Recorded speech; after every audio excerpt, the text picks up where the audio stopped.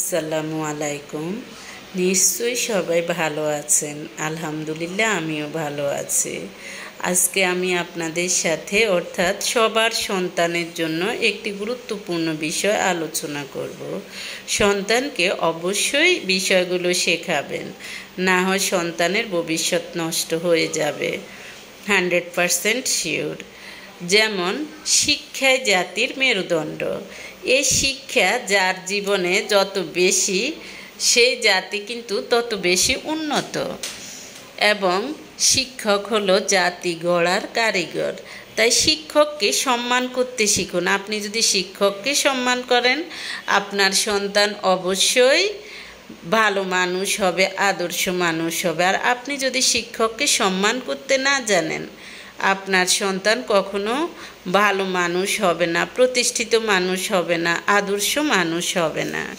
হ্যাঁ, এটা আমার কথা নয়, এটা মনীষীদের কথা। এবং আমিও কয়েকজনকে দেখেছি শিক্ষকদেরকে সম্মান না করে নাই এক সময়, কিন্তু পরবর্তীতে তাদের সন্তানগুলোকে তারা ভালো মানুষ করতে পারে নাই।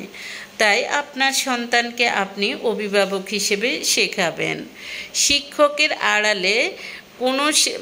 আড়ালে তার কোনো আচরণ অভিনয় করে দেখানো। অনেক স্টুডেন্ট আছে, হ্যাঁ আমার অমুক শিক্ষক এরকম করে কথা বলে, তো এরকম করে কথা বলে, এগুলো যেন, বা শিক্ষকদেরকে বিভিন্ন বিদ্রুপ নামে ডাকে, কেউ এটা ডাকে, কেউ ওইটা ডাকে। হ্যাঁ ডাকে, অনেক স্টুডেন্ট ডাকে, এগুলো যাতে না করে।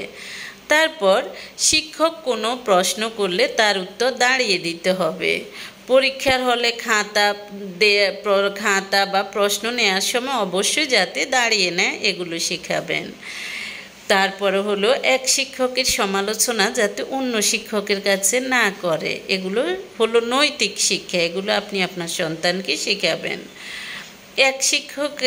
কোনো শিক্ষকের পড়া না বুঝলে যদি অন্য শিক্ষকের সহায়তা নিতে হয়, তখনও নেতিবাচক কিছু যেন না বলে, সেটা সন্তানকে বুঝাবেন।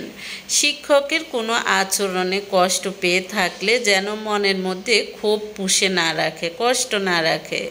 তাকে আড়ালে বকাবকি না করে বা বন্ধুরা মিলে নাজেহাল করা থেকে যেন বিরত থাকে।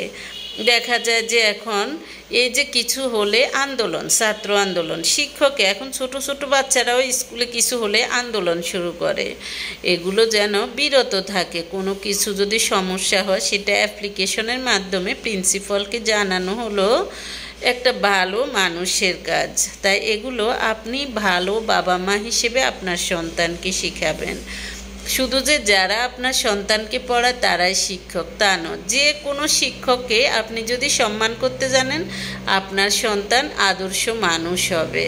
টাকা ইনকাম মানে আদর্শ মানুষ না। আদর্শ মানুষের বৈশিষ্ট্যই আলাদা।